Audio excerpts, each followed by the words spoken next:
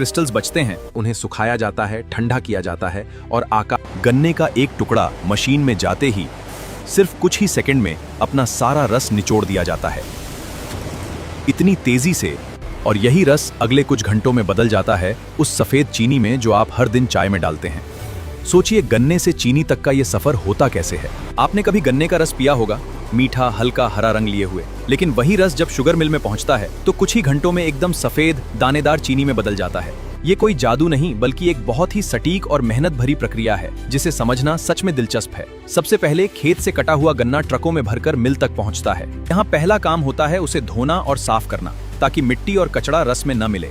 इसके बाद गन्ना एक बड़े काटने वाली मशीन से गुजरता है जो उसे छोटे छोटे टुकड़ों में काट देती है। ये स्टेप बहुत जरूरी है क्योंकि जितना बारीक गन्ना कटेगा उतना ज्यादा रस निकलेगा। अब आता है असली खेल। ये कटा हुआ गन्ना कई भारी भरकम रोलर्स के बीच से गुजरता है जिन्हें मिल कहा जाता है। ये रोलर्स इतनी जोर से गन्ने को दबाते हैं कि उसका लगभग पूरा रस निचोड़ लिया जाता है। और दिलचस्प बात यह है कि एक बार दबाने से पूरा रस नहीं निकलता, इसलिए गन्ने को बार बार अलग अलग रोलर्स से गुजारा जाता है और हर बार थोड़ा थोड़ा पानी भी मिलाया जाता है ताकि बचा हुआ रस भी पूरी तरह निकल जाए। यहीं पर ज्यादातर लोग गलती करते हैं। वो सोचते हैं कि निचोड़ने के बाद बचा हुआ रेशा, जिसे बगास कहते हैं, बेकार होता है। लेकिन असली बात यह है कि इस बगास को फेंका नहीं जाता बल्कि मिल की भट्टियों में ईंधन की तरह जलाया जाता है, जिससे पूरी मिल चलाने के लिए बिजली और भाप बनती है। यानी गन्ने का एक एक हिस्सा काम आता है, कुछ भी बर्बाद नहीं होता। अब जो रस निकलता है वो शुरू में गंदला और हल्का हरा भूरा होता है। इसे साफ करने के लिए इसमें चूने का घोल मिलाया जाता है। ये घोल रस में मौजूद गंदगी और अशुद्धियों को नीचे बैठा देता है, जिससे साफ रस ऊपर अलग हो जाता है। इस प्रक्रिया को क्लेरिफिकेशन कहते हैं और यही वो कदम है जो चीनी को आखिर में इतना साफ सफेद बनाता है। अब जरा सोचिए, ये साफ रस अभी भी ज्यादातर पानी ही होता है। इसे गाढ़ा करने के लिए बड़े बड़े इवेपोरेटर्स में गर्म किया जाता है,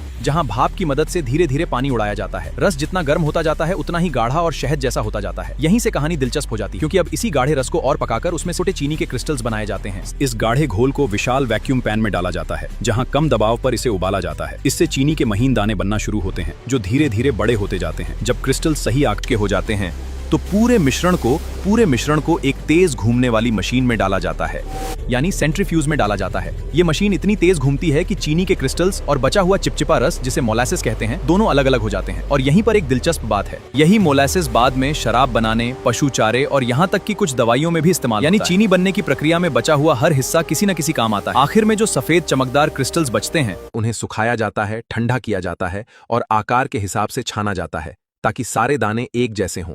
इसके बाद इसे पैक करके बाजार भेज दिया जाता है।